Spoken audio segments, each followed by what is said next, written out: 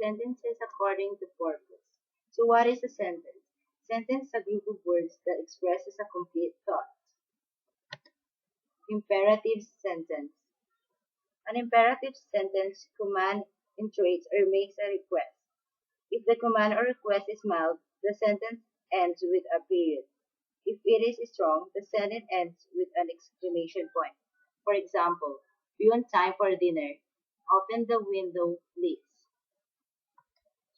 Declarative sentence is used to make a statement of fact, wish, intent, or feeling. For example, I have seen the movie twice. I wish I could go on the picnic.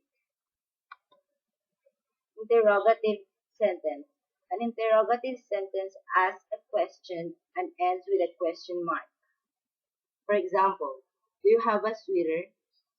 Are you having a bad day? Exclamatory sentence. Exclamatory sentence expresses strong or sudden feeling or an outburst of emotion and ends with an exclamation point. For example, don't burn yourself out. Keep out. He screamed, help! Source. Communication Arts 1 for maritime students. Thanks for watching.